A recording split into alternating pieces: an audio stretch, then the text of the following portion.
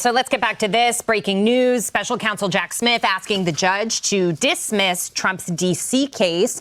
I want to bring in Congressman Darrell Issa on this. Great to have you on the program, sir. Always appreciate your insight. 4 felony charges here. This was with respect to Trump's efforts to overturn the 2020 election results. It resulted in what we saw at the Capitol on January 6th. He's filing a motion now to dismiss. Obviously, that we're watching a barrage of cases and what judges and prosecutors are willing to do, as he is now the president-elect and in January will be inaugurated.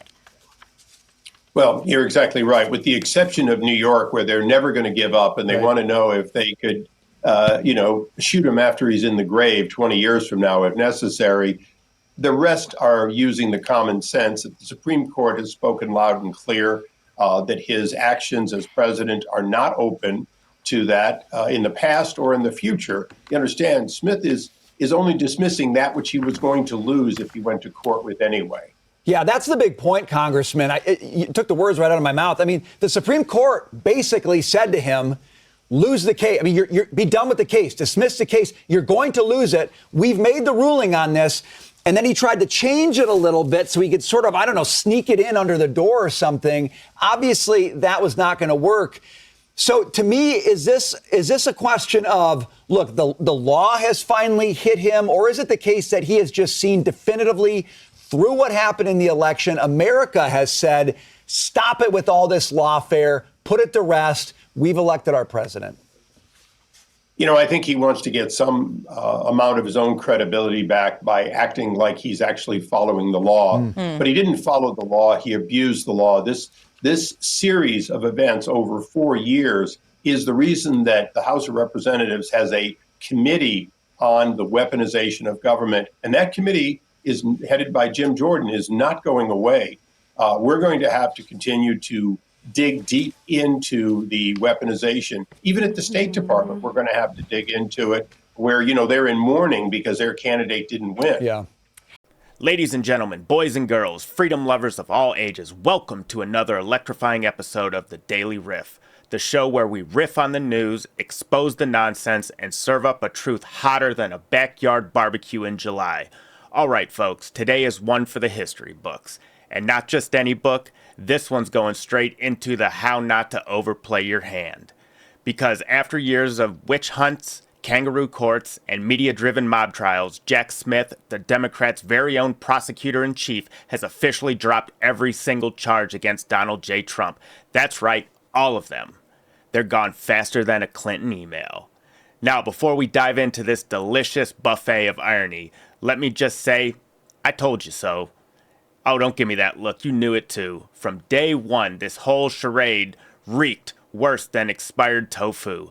That was never about justice or fairness. This was about the one thing and one thing only: taking out the guy they couldn't beat fair and square. The guy who drove them nuts by doing what they said couldn't be done, making America great again. Let's rewind a little bit, shall we? Cue the flashback music. Remember when Trump first announced his candidacy in 2015? The media treated it like a comedy sketch. Oh, it's just a publicity stunt, they said. It'll never last, they sneered. Fast forward a few months and suddenly Trump's packing stadiums bigger than Biden's campaign rallies. And by rallies, I mean the one cookout in his backyard where 3 people showed up and one of them was a dog. The left went from laughing to panicking faster than a vegan at a Texas roadhouse. They tried everything. Russian collusion. Busted. Impeachment. Twice. January 6th? Oh, please.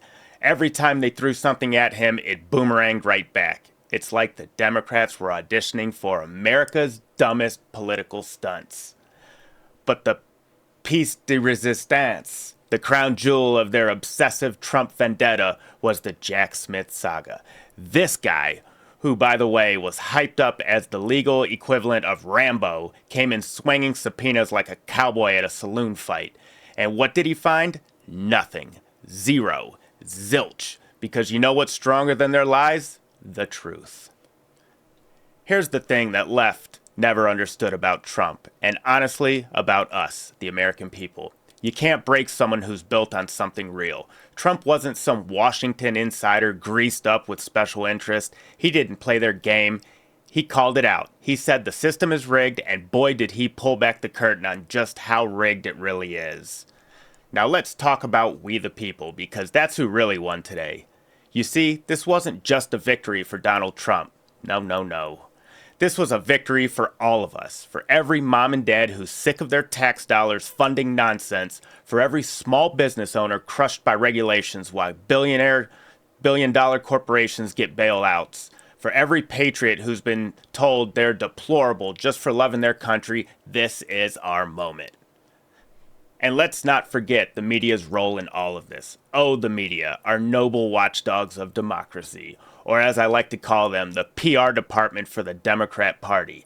These folks were running wall-to-wall coverage of Trump's supposed crimes, gleefully predicting his downfall like it was the Super Bowl, and they had front row seats. CNN, MSNBC, even the smug op-ed writers at the New York Times, they all bet the farm on Jack Smith, and now they're all scrambling for their next narrative like a toddler looking for their lost pacifier.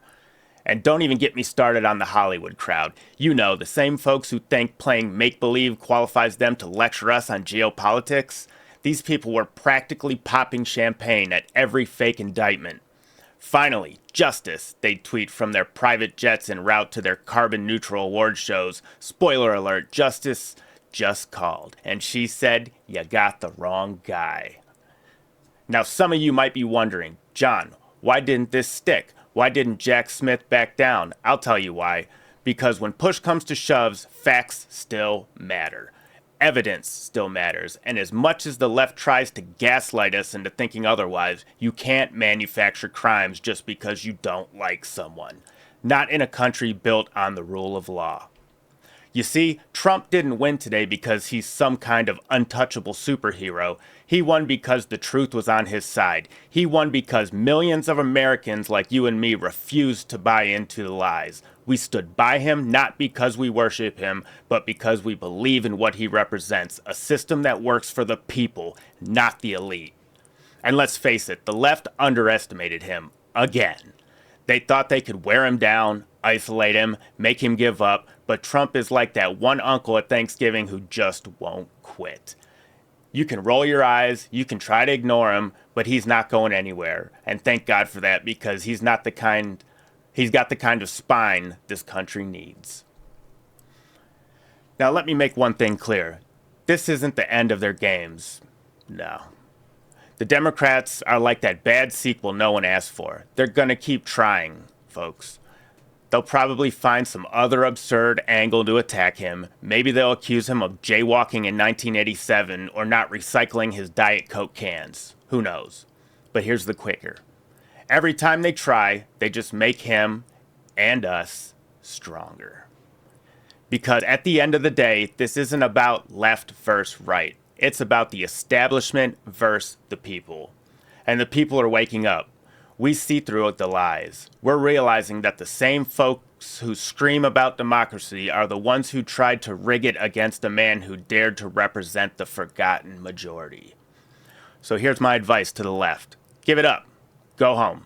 Take up knitting or bird watching. Something less destructive.